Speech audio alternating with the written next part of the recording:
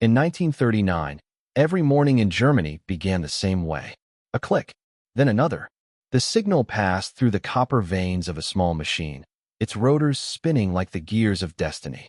The operator typed a message, and Enigma turned it into silence made of symbols.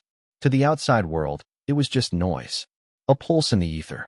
But that noise was stronger than any bomb. It hid the plans of a nation preparing to swallow Europe whole.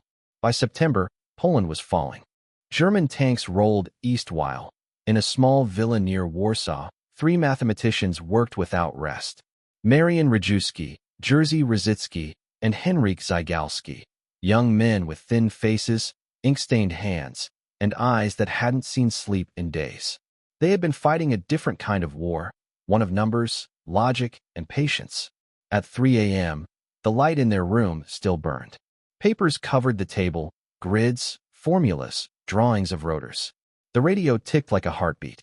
Outside, the city trembled under artillery, but inside, there was only the scratch of pencils and the click of thought. They had been studying Enigma for years. They knew its secrets: 3 rotors, 26 letters, millions of combinations that changed every sunrise. The Germans believed it to be unbreakable. And yet, that night, the Poles came closer than anyone in the world. Rejewski leaned over his notes, whispering, "If we can predict the pattern, we can predict the mind." By dawn, they had done it. Using pure mathematics, they rebuilt the logic of Enigma, the invisible dance between its rotors and electrical paths. They called it the permutation method. No magic, no luck, just math. But their success came too late for Poland. The German army was already at the gates. Warsaw burned. The mathematicians packed their discovery into a wooden crate, the blueprints of the machine, tables of daily keys, and their notes, the key to the German soul. One of them wrote in his journal, "We have no time. Everything we know must survive." Under the cover of rain, they carried the crate to the border. Trucks passed on the muddy road, headlights dimmed. At 2 a.m., a French courier took it from their hands. No ceremony, no handshake, just a nod, and the box disappeared into the dark. Weeks later, it arrived in Paris, then London. The documents were labeled Top Secret, G, C, and C, S, and sent to a small country estate northwest of the capital, Bletchley Park. There, a handful of analysts unfolded the Polish notes and stared at the impossible beauty of what they'd built. They didn't fully understand it yet, but deep inside those tables lay the foundation of every victory that would follow. In Germany, the signals continued, cold, precise, endless. At 6 a.m., an operator sent the morning report, weather data, troop movements, encrypted coordinates. He yawned, unaware that somewhere, across the sea, men were already learning the rhythm of his machine. History remembers battles, but not always the quiet rooms where those battles truly began. That night in Warsaw, amid falling bombs and fading hope, 3 minds had cracked the code of the enemy. And when they crossed the border, they carried not just papers, but the future. The world just didn't know it yet. And somewhere, in England, a man was waiting. A mathematician who would soon look at those same papers and whisper to himself, "There's a pattern in the chaos." Where are you watching from? Let me know in the comments below, and don't forget to subscribe to this channel. He arrived at Bletchley Park on a gray September morning. The air smelled of wet grass and coal smoke. War had just begun, and England held its breath. Alan Turing stepped out of the car with his coat under one arm and a pile of papers under the other. He looked nothing like the men who filled the base with uniforms and orders. Thin, restless, distracted, a man more comfortable with silence than with people. The guards didn't know what to do with him. They checked his papers twice, then waved him through. The mansion ahead looked almost peaceful, its stone walls hiding the most secret place in Britain. Inside, it was chaos, typewriters hammering, phones ringing, footsteps echoing in narrow halls. In the middle of it all, a new kind of war had begun, the war of minds. Someone handed him a stack of Polish notes, strange diagrams, wiring maps, columns of letters. "This," the officer said, "is what they left us. The Germans change their code every day. We'll never keep up." Turing didn't answer. He stared at the patterns, his fingers tracing the lines of circuits that didn't yet exist. He wasn't reading. He was listening, as if the machine itself were whispering through the paper. That night, at 3 a.m., while the rest of the park slept, he was still in his office. A lamp glowed over his notes. The windows were covered to hide the light from enemy bombers. He scribbled on the board, equations, loops, logic gates. Chalk dust covered his sleeves. A human can't do it, he murmured. But a machine might. He began sketching the impossible. A device of switches and wheels that could think faster than any human, testing thousands of enigma settings until one matched the truth. It wasn't just a decoder, it was an idea of artificial thought. When he presented it to his superiors, the room went quiet. One of them finally said, "We need weapons, not gadgets." Turing only nodded. "If we can read their messages," he replied, "we won't need as many weapons." He was given a small team and almost no funding. In the corner of a cold workshop, he began to build. Gears clattered. Wires snaked across the floor. He spoke softly to himself as he worked, half equations, half encouragement. Days blurred into nights. When others went home, he stayed, feeding the machine like a living creature. By the end of the year, the prototype stood taller than a man. Rows of spinning drums, hundreds of circuits, a heartbeat made of steel. When it started for the first time, the floor trembled. The operators covered their ears, but Turing just smiled. "Listen," he said, "it's thinking." At 2 a.m., he sat in front of it, watching the lights flicker across its surface. Each click, each pulse, was a fragment of the enemy's mind. If he could teach the machine to recognize patterns, it could speak the language of war. He failed again and again. Rotors jammed. Circuits burned. But every failure was a clue. He rebuilt, refined, never stopped. He believed that Enigma wasn't perfect. It was built by humans, and humans always left traces of themselves behind. Weeks turned into months. The workshop filled with more machines. Women operators, young, precise, tireless, joined the effort, typing endless strings of German letters. The air smelled of oil and electricity. The hum never stopped. Turing barely slept. He drank tea instead of meals, walked the halls at dawn muttering cipher strings like prayers. When someone asked if he ever rested, he said quietly, "Only when the machine does." Then, one morning, the impossible happened. The machine stopped mid-run, its drums freezing in perfect symmetry. The printout clattered out of the side, a short line of words in German, clear as daylight. Wetterbericht. North Sea. Heavy clouds. A weather report. Nothing more. But it was proof. The machine had cracked a real message. The silence that followed was electric, the kind of silence before a storm. The codebreakers stood frozen, realizing what they had done. For the first time, they had entered the enemy's conversation. No one outside Bletchley Park would ever know their names. Their work was buried in secrecy. But from that moment, history began to turn in their favor. Turing looked at the spinning rotors, still humming faintly, and felt a strange calm. It wasn't triumph. It was recognition, the sense that something vast had just begun. He touched the side of the machine and whispered, almost to himself, "This is only the beginning." Outside, the night was quiet. The rain had stopped. Somewhere across the channel, a German operator sat at his desk, typing another message into his Enigma. He had no idea that, in a small English mansion, a man had already started listening. The wooden huts rose from the fog like ghosts. Rows of identical buildings, their windows blacked out, their chimneys breathing thin threads of smoke into the damp English air. It was early 1940, and Bletchley Park had become something entirely new, a secret city built on silence. Nobody outside its gates knew what happened there. Even those inside were forbidden to speak across departments. Every hut was a world unto itself, full of typewriters, cigarette smoke, and the quiet scratching of pencils.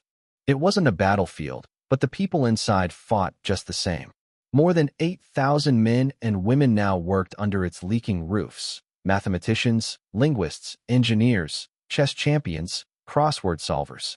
Their weapons were logic and patience. Their front line was the endless stream of intercepted messages arriving each dawn by motorcycle couriers from the wireless stations. The bikes came soaked with rain and mud, their engines ticking as they cooled in the courtyard. The riders never stayed long. They dropped the sealed pouches, signed the ledger, and vanished back into the fog. In Hut 8, Alan Turing's machine was running almost constantly now. The bomb, they called it. a mechanical beast with rows of turning drums and flashing lights. Each spin tested a possible setting of the German enigma.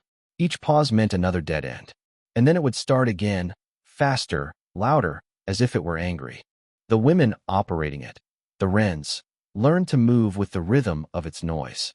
They fed encoded messages by hand, rethreaded the wires when circuits overheated, replaced fuses as smoke drifted through the room.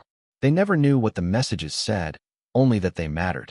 One of them wrote in a letter later, "The sound of the bomb stayed in your head for hours after your shift, like the echo of the war itself." At 3 a.m., Turing often wandered from hut to hut, barefoot sometimes, a mug of cold tea in his hand. He'd stop beside the operators, watch the machine spin, then scribble something on a scrap of paper before vanishing back into the dark. He wasn't their commander, but everyone understood he was the reason they were winning a war no one could see. One night, the bomb stopped unexpectedly. The room fell silent. A strip of paper slid from the output printer, covered in letters that didn't look random anymore. WTDR, one operator whispered. Weather. It was a single word, but it was everything, the proof that the system worked. The room burst into applause before someone hissed for quiet. Even Turing smiled, a small, shy flicker that vanished as quickly as it came. They had broken through the wall of numbers and found meaning behind it. Every success came with a cost. The work never stopped, not for air raids, not for illness. Operators slept in shifts, ate from tins beside the machines. The cold was constant, so was exhaustion. But no one left. They all knew the lives depending on them. Ships crossing the Atlantic, convoys hunted by U-boats, soldiers waiting for orders that might never come if Enigma remained unbroken. The hut next door specialized in naval codes. There, a young woman named Mavis Beatty discovered that German messages often included polite phrases, Heil Hitler, good weather today, sending regards. Tiny human habits, repeated so predictably that they became keys to the code. They built a machine to be perfect, she said once, but they filled it with people. That was their mistake. By spring, the scale of Bletchley's operation was staggering. Dozens of bombs were running day and night, their noise blending into a constant metallic heartbeat. Messages were decoded, translated, sorted, and then destroyed before the next batch arrived. It was industrial intelligence, the first digital war. Still, secrecy ruled everything. Workers couldn't tell their families what they did. Lovers inside Bletchley couldn't speak of it, even to each other. One slip, one careless word, could undo years of work. "This place is made of whispers," someone said, and the fear of breaking them. But the results were undeniable. Each decrypted message revealed something vital: troop movements, submarine patrols, even Hitler's personal orders. Slowly, the pattern of the war emerged like an image developing in a darkroom. One day, Turing stood before a new sheet of decoded text. It wasn't about weather or supplies. It was an order, a direct command from Hitler himself, marked top secret. The room fell silent as they read it. For the first time, they were not just intercepting messages. They were listening inside the enemy's mind. Outside, the rain tapped softly on the windows. Inside, the machines kept turning, their rhythm steady and cold. The war still raged beyond the walls of Bletchley Park, but here, in the quiet heart of England, the balance had begun to shift, not with guns or bombs, but with thought. That night, as the generators hummed and the fog thickened around the huts, Turing lingered in the doorway of Hut 8, watching the young operators work. Their faces were pale in the glow of the lamps, their eyes fixed on the endless reels of letters. He realized they were no longer just code breakers. They were the pulse of a new kind of warfare, one fought not in trenches, but in logic, precision, and silence. And as the team prepared the next message for decoding, one of the operators glanced at Turing and whispered, almost reverently, "We're inside their heads now." He didn't reply. He just looked at the rows of spinning drums, the endless motion of cause and effect, and thought, perhaps for the first time, that they were not only breaking codes anymore. They were changing the nature of war itself. It looked nothing like a weapon, just a tall, humming cabinet covered in wires, switches, and spinning drums. A tangle of metal and motion, alive with light. Yet when it started that morning in the spring of 1941, The people in Hut 8 swore they could almost hear it thinking. The bomb, the first fully operational one, had been assembled piece by piece over long, sleepless months. It smelled of oil, copper, and hot dust. Each rotor turned with a rhythm so precise it could make your teeth ache. Turing stood beside it, his sleeves rolled up, eyes fixed on the patterns of rotation. Gordon Welchman leaned over the terminal, checking the timing.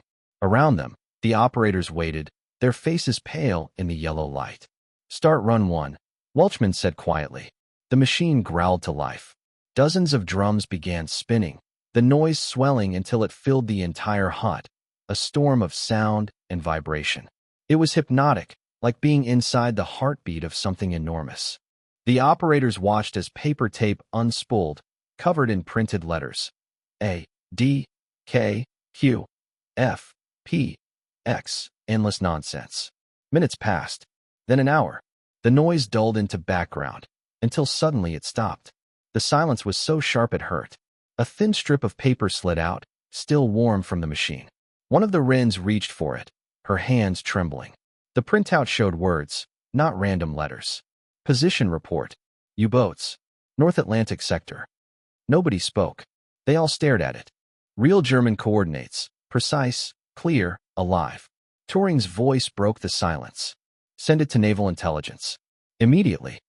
The operators rushed the sheet to the decoding room, where the information was relayed by encrypted line to London.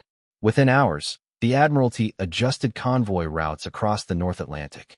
That night, British ships changed direction, quietly, without explanation.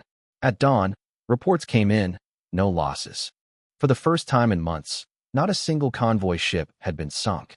The room erupted in whispers, then laughter, then tears. But Turing didn't smile. He just sat down at his desk, staring at the empty printout roller. "We've saved hundreds," someone said softly. He answered without looking up. "Yes, but no one will ever know." The bomb ran again the next morning. Another Enigma setting, another chance. Each time it stopped, they caught fragments of the enemy's voice, orders, supply routes, weather reports, even personal notes between officers. The machine had turned noise into intelligence. It wasn't breaking the code anymore. It was understanding it. To the untrained eye, it was a pile of metal. But to those inside Bletchley Park, it had become something else, a mind of circuits and rhythm, faster and more tireless than any human. The operators began to speak about it as if it were alive. They gave it nicknames, patted its frame after successful runs. It responded only with its low hum, its steady mechanical breath. At 3 a.m., Turing sat beside it, alone. The others had gone to rest, but he remained, watching the drums spin. The sound reminded him of rain, constant, patient, eternal. He thought about how each turn brought them closer to saving lives they'd never meet.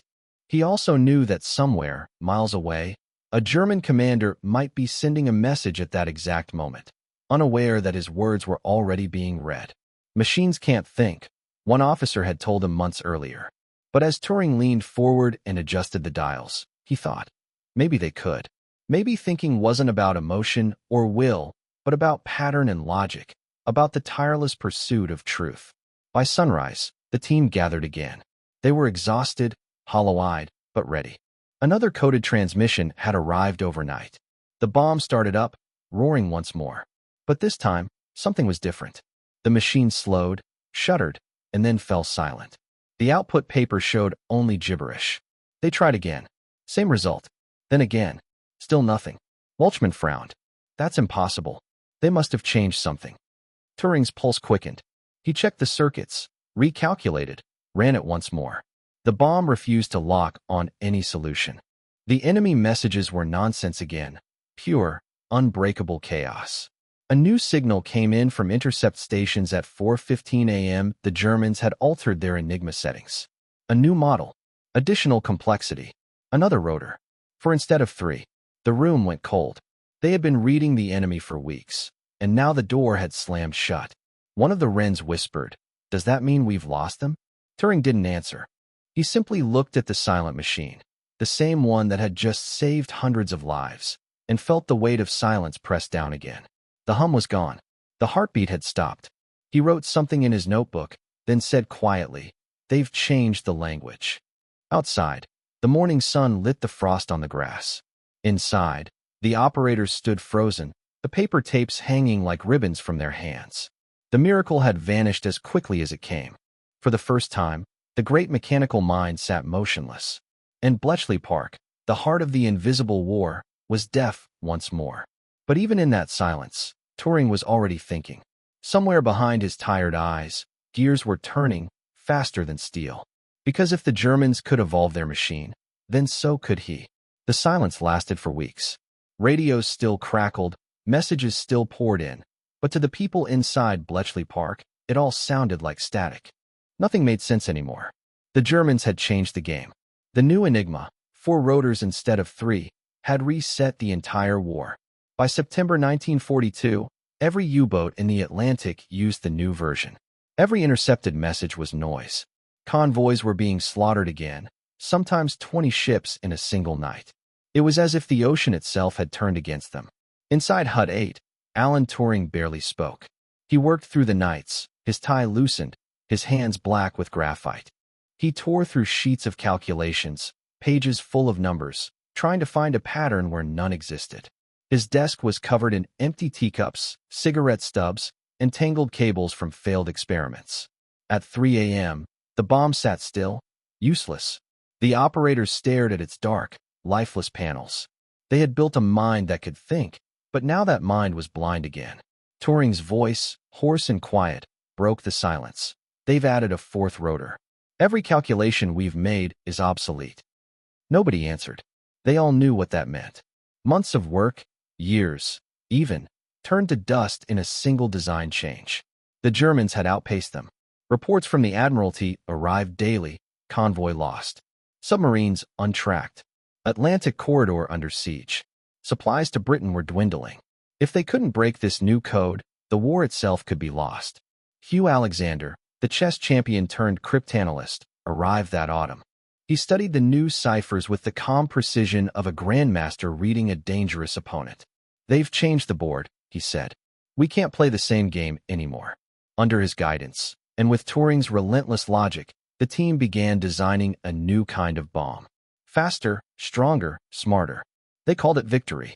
It would need to test millions more possibilities than the old one, and it would need to do it faster than human thought could keep up. Days blurred into nights. The hut smelled of oil and exhaustion.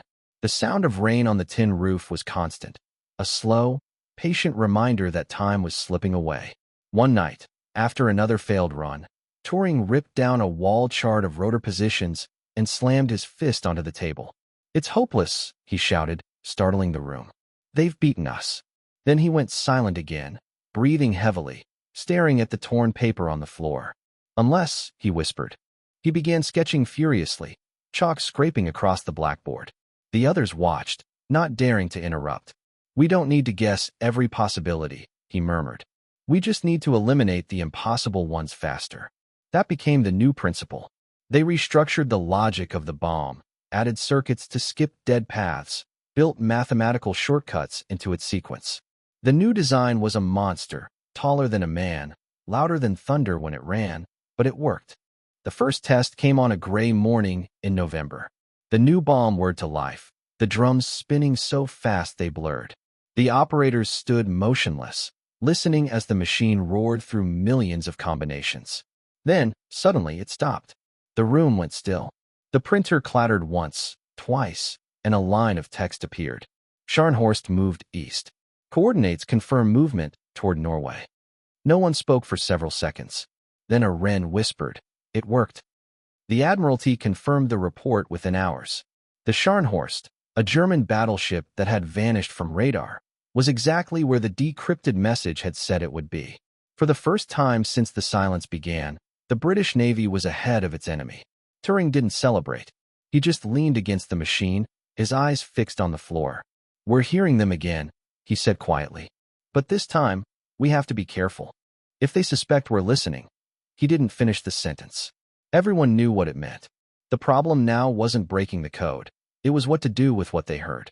They couldn't act on every intercepted message. If the Germans realized Enigma was compromised, they'd change it again, and all would be lost. So the silence returned, but it was a different kind of silence now, a deliberate one.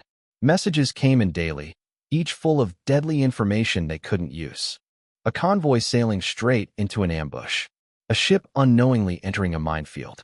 They read the warnings, then burned them, pretending ignorance to protect the secret. In one intercepted transmission, a German admiral bragged, "Our cipher is divine." God himself could not read it. Turing read those words in silence, then folded the paper. "God doesn't have to," he said. "We can." The moral weight grew heavier with each success. Every code cracked meant choices: who would live, who would die, and what they were willing to sacrifice to keep the advantage. At night, Turing would walk alone through the mist outside Hut 8, his mind still spinning like the rotors he had built. The machines clattered on behind him, their rhythm echoing through the darkness. Each pulse was a heartbeat of intelligence, each pause a reminder of what they couldn't say. By December, they could read a third of German naval traffic again. The war was turning, slowly, invisibly. But every victory was hidden, every success erased under layers of secrecy. And in the middle of it all, the man who had taught the world's first machine to think sat alone in the dark, haunted not by failure, but by what success demanded. They measured victory now in silence. Every morning, new decrypts arrived, fresh, sharp, and deadly. The operators in Hut 8 fed the tapes into the translators, the strings of letters collapsing into cents, convoy routes, U-boat coordinates, attack schedules. The words looked ordinary, but each one carried the weight of life and death. By noon, the intelligence summaries reached the small planning room. The air smelled of wet coats and burning paper. Maps covered the walls, pins marking the ocean like bullet wounds. A clerk read out the latest intercept. A convoy, 60 ships, would cross a stretch of sea that night. Waiting for them, 3 wolf packs, perfectly positioned. Everyone knew what had to be done, and what couldn't be. "If we warn them," said an officer, "the Germans will know we're reading them." "If we don't," someone answered, "hundreds will die tonight." The silence that followed was unbearable. A single sheet of paper lay on the desk, trembling slightly under the breath of the ceiling fan. Then a hand reached out, folded it, and dropped it into the burn can. The lid clanged shut. Decision made. Hours later, reports arrived from the Atlantic. Ships lost. Men gone.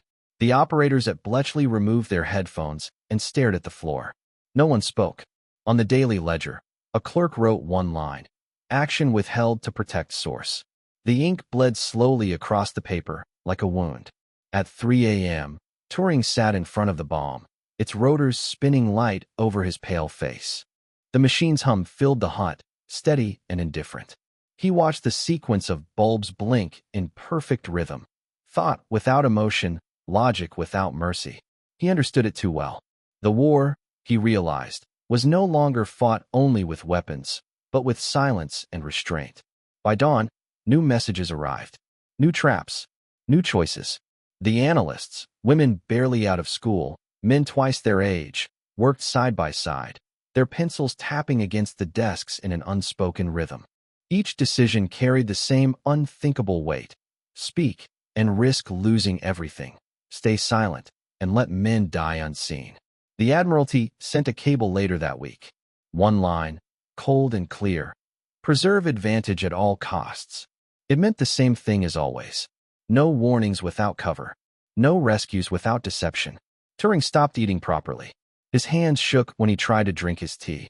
"We can't save everyone," he said to no one in particular. "But maybe we can save the war." Then, one evening, a chance appeared. Weather over the North Atlantic turned violent. Fog thickened. A convoy was scheduled to sail straight into a German ambush, but now there was an excuse. The order to divert could be disguised as a weather precaution. They sent it. The convoy changed course. The U-boats found nothing but waves. Relief rippled through Hut 8, quiet and fragile. No cheering, no applause. Just the sound of breathing, the kind that comes when you've been holding it too long. Someone whispered, "We did it." No one answered. They had learned not to celebrate what could not be spoken. The pattern continued. Each day brought more decrypts, each night more silence.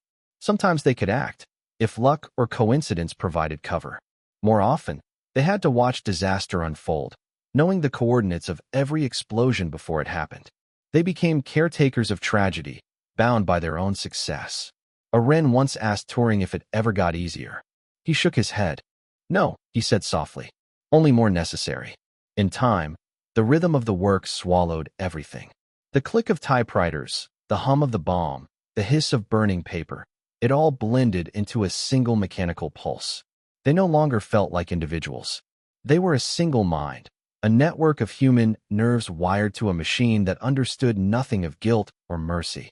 Still, results came. Convoy losses fell. U-boats began dying faster than they could be built. The British Navy called it improved tactics. The truth remained buried. No one beyond those walls knew that the war was turning because of a handful of people who said nothing when it mattered most. Sometimes, when the night was too quiet, Turing walked outside. The grass was slick with mist, the air metallic with ozone from the radio masts. He would stand there, listening to the faint rhythm of the generators, and think about the men lost at sea, the ones he could have saved, if only he'd allowed the secret to die. The burden grew heavier. Each intercept felt like both a victory and a confession. They had broken Enigma, yes, but now Enigma was breaking them. By early 1943, they could read nearly half of all German naval traffic again. But the triumph felt hollow. The machines never stopped. Neither did the guilt. One night, after another long shift, Turing lingered in the doorway of Hut 8. The bomb's lights blinked in the dark, steady as a heartbeat. He realized that the machine had become more than a tool. It was a mirror. It reflected everything they'd sacrificed to keep it alive. They had built a mind to save the world. And now that mind demanded their silence in return. By 1944, the war had become a contest of information. Battles were no longer won by the loudest guns, but by the quietest rooms. Inside Bletchley Park, the machines spun night and day, decoding the enemy's every breath. What had begun as a whisper had grown into a weapon. Ultra, the code name for their work, was now the beating heart of Allied strategy. Messages flowed from Enigma's cracked circuits straight into the war rooms of London and Washington. Every line of German radio traffic was a thread in a vast web that stretched across the world. And at its center sat the mathematicians of Hut 8, invisible architects of a victory no one could ever know. In the spring, their focus shifted to something larger than any single battle. Operation Overlord, the Allied invasion of France, was taking shape. But to succeed, it had to be unseen. The Germans expected an attack, of course, but where and when? That was the secret. If they guessed Normandy, the beaches would become a slaughterhouse. The Allies had to make them believe the invasion would strike elsewhere.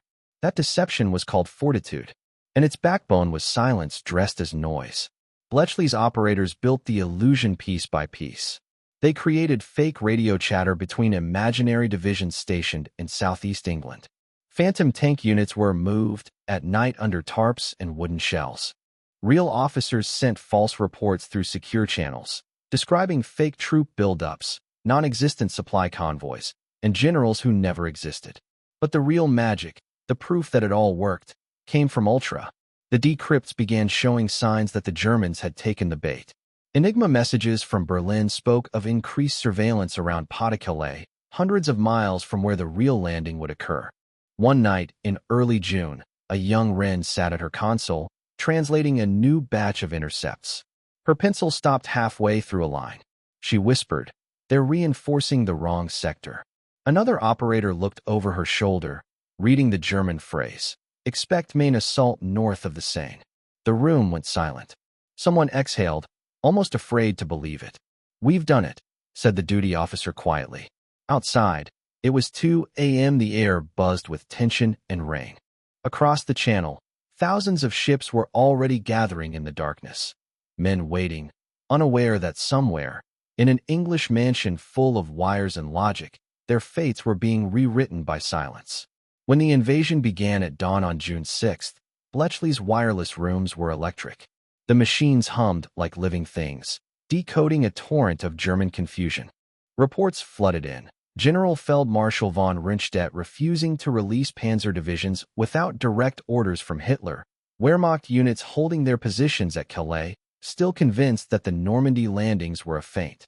A senior analyst marked a message and read it aloud. Enemy units north of the Seine remain in place. Main force uncommitted. He looked up at Turing, who stood at the edge of the room, motionless. They still think the real invasion is coming later. Turing only nodded. The hum of the bomb filled the space between them, its lights flickering like candle flames. Then, he said softly, let them keep thinking. The hours passed.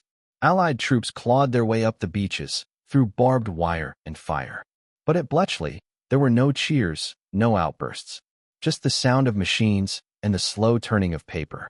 Every successful deception, every life saved, had to remain locked behind the walls. By afternoon, the first confirmed reports arrived from France. The beachheads had held. The German reserve armies still hadn't moved south. For the first time, victory seemed possible. Yet in Bletchley Park, the atmosphere was eerily calm. Operators removed their headsets, stretched their stiff fingers, and stared at the printed pages. They knew they had just shifted the course of history, but they also knew no one could ever say so. That night, a thin mist hung over the gardens outside. The windows of Hut 8 glowed pale yellow against the dark. Inside, Turing sat beside the machine that had once defied the world. He watched the rotors spin, slower now, almost gently. Someone murmured, "You've done it, sir." He didn't answer. Instead, he looked at the lights blinking in sequence and said quietly, "The machine spoke for all of us." The operators around him fell silent. They understood. Every pulse of electricity that had run through the bomb had carried a voice, a false order, a hidden truth, a signal of survival. It had been the quietest of victories, the kind that could never be celebrated. Outside, the church bells rang faintly from a nearby village. The world was beginning to change. In France, soldiers raised flags over sand still red with blood. In London, Churchill smiled for the first time in weeks. But in Bletchley, there was only stillness. Reports were filed, papers locked away, and the next decrypt already waiting on the table. No one applauded. No one dared. By midnight, the last message of the day came through. A German general complaining of radio interference from the English coast. A technician read it aloud and allowed himself a small, tired laugh. "That interference," he said, "is us." Turing looked up. His eyes were shadowed, but there was the faintest trace of a smile. "Good," he whispered. "Let the noise protect the silence." Outside, rain began to fall again, soft against the roof, washing away the ash of another secret victory. The war was finally tipping. But for the man who had taught machines to think, the hardest battle was still ahead, the one no one could fight for him. May 1945 arrived like a long breath finally released. Berlin fell, flags came down, the guns stopped answering themselves. In London, people filled the streets and sang to strangers. At Bletchley Park, someone switched off a lamp, locked a filing cabinet, and checked that the burn can was empty. No speeches, no photographs, just darkness returning to rooms that had never known daylight. They called it victory. The people who had helped make it happen were told to forget it. The order came on paper the color of whetstone. Official Secrets Act. Sign here. Do not speak for 30 years. Do not confirm, deny, imply. Do not tell your mother what you did. Do not tell your wife why you were always tired. The war is over. The silence remains. Pins scratched. Heads bowed. The door to the past closed with a soft click. Alan Turing stayed at his desk longer than most. The machines that had spun like weather were being dismantled, their wires coiled, their secrets dispersed into boxes marked spares and scrap. He carried away only notebooks and a question that refused to leave. If a machine could search, could it also decide? Could it plan? Could it learn? He moved to the National Physical Laboratory and drew a new architecture in clean rectangles and arrows. ACE, Automatic Computing Engine. Not a codebreaker, not a mimic, but a general mind of valves and memory, a device that could read instructions, hold numbers, loop through thought faster than any living hand could. On paper, it was beautiful, a city of logic. In committee rooms, it became a battlefield of budgets and objections. Wartime urgency was gone. Peacetime suspicion took its place. Too ambitious, one official said. Too fast, another added, as if speed itself were impertinent. He kept writing. He described how a stored program, machine might play chess, translate language, simulate a nervous system. The tone was dry, the ideas incandescent. Without the bombers overhead, though, genius looked dangerous again. It did not wear a uniform. It did not salute. There were no medals. No parades. When he appeared at conferences, younger men shook his hand politely without knowing that their future had walked in the door and asked for tea. He laughed easily, ran long distances over wet roads, fixed malfunctioning apparatus with a screwdriver, and a remark that sounded like a theorem. He whistled while soldering. He brought apples to work, bright as small suns. In 1952, the state knocked. The charge sheet said gross indecency. The law was a straight line drawn through lives. In a room that smelled of dust and old wood, an officer said, almost kindly, "You saved Britain. But the law is the law." Turing nodded, as if presented with a puzzle whose answer was obvious and wrong. He chose the option the court called mercy, hormonal treatment in place of prison. The word outside was therapy. The word inside was something else. The injection slowed him. Bones ached. Hands shook. The strong runner moved like a man underwater. He adjusted a resistor, misjudged a step, laughed it off, returned to the chalkboard where equations waited without pity. The country he had guarded kept its promise of secrecy. No one connected the name on the docket to the silence that had once saved convoys in the night. At the NPL, his ACE stalled, diverted, reimagined by others into smaller, safer shapes. He swallowed disappointment like a draft of cold air and carried on. He consulted on early machines in Manchester, watched valves glow like embers in the half-dark, listened to relays tick like distant rain. He wrote a paper that ended with a challenge. Can machines think? The world misunderstood the question, as if think were a ceremony and not a behavior. He signed forms. He reported to clinics. He kept the agreement he had made when the war ended. He spoke about almost nothing that mattered most. Sometimes at night, he worked at home, the smell of flux and hot metal mixing with the sweetness of fruit on a plate. On the table lay a small model, a neat arrangement of components, the kind of thing that makes its own future quietly. He turned it in his hands the way a runner turns a medal after a race, absent-mindedly, with a memory the world had never given back. Friends saw him and said he seemed as usual, that his laugh still arrived suddenly like a kindness. Colleagues noted the long walks, the habit of tapping rhythms as if dictating to a machine only he could hear. He wrote letters in a tidy hand, promised to visit, apologized for delays, added small jokes in the margin like algebra with a punchline. The country moved on. Newspapers filled with newer wins, newer fears. Children stared into shop windows at radios and televisions and did not know why those boxes had learned to listen. Somewhere in a locked cabinet in Whitehall, a file rested under dust. Ultra, not to be disclosed. History waited for permission to remember. In the spring of 1954, Rain returned to Manchester. The laboratory lights burned late, as usual. A technician waved goodnight. Turing smiled, bent back over an assembly that needed one more correction. He wrapped a component in tape, set an apple aside within reach, and wrote himself a note that no one would read. Weeks later, the quiet work would be done by others. The file would stay shut. The lamp in Hut 8 would remain switched off in the memory of no one. And then, one June morning, they found him. A bed, a calm face, a half-eaten apple. On the table, the small machine model still waiting for its next instruction. For decades, his name lived only in whispers, buried under the weight of secrecy and shame. The world that had used his mind to win its greatest war had erased him just as efficiently as it once erased enemy messages. The work of Bletchley Park was sealed under top-secret orders. The machines dismantled. The people scattered. The story ended before anyone outside had known it began. Then, slowly, the silence cracked. It started in the late 1960s, when aging veterans of that hidden war began to talk. Hints appeared in academic papers, in lectures, in careful phrases that sounded harmless but carried echoes of something larger. By the 1970s, the British government could no longer contain the truth. The documents marked Ultra were declassified, and for the first time the public read what had really happened inside those quiet wooden huts. Reporters searched through pages of transcripts and found a name that appeared again and again, Turing, AM. They followed it through the archives, tracing the same patterns he once traced through ciphers. And there, hidden between the mathematics and the memos, they discovered the shape of a life that had already passed. The realization hit like a delayed explosion. The man condemned by his own country had shortened the war by at least 2 years. Historians calculated that 14 million lives, soldiers, sailors, civilians, had been spared because of the mind that the courts had tried to cure.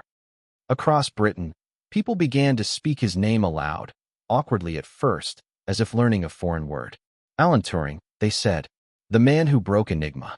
The phrase sounded too small for what he had done, but it was a beginning.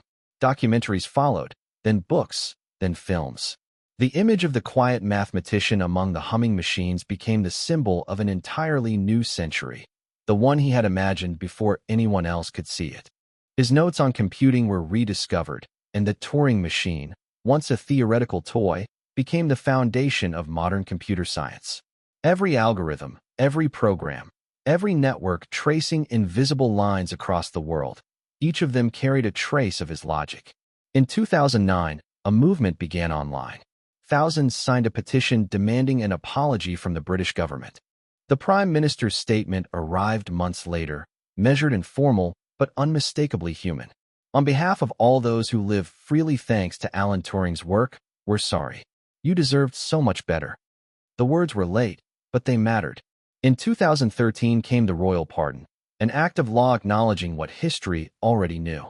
The man who had been punished for existing was finally recognized for changing existence itself. By 2021, his face appeared on the new 50-pound note. Beneath the portrait, a quote, "This is only a foretaste of what is to come, and only the shadow of what is going to be." The phrase, once obscure, now read like prophecy.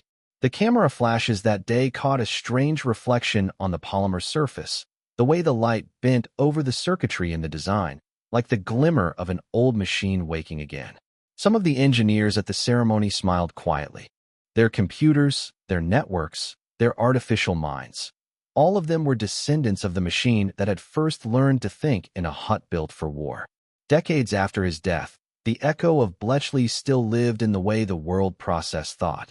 The click of keys, the hum of processors, the translation of chaos into order. The hum that once filled the night now filled every moment of modern life. In university halls, his theories became scripture.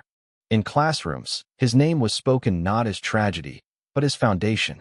And in research labs across the globe, new machines, built to see, to reason, to dream, followed his blueprint of logic and compassion.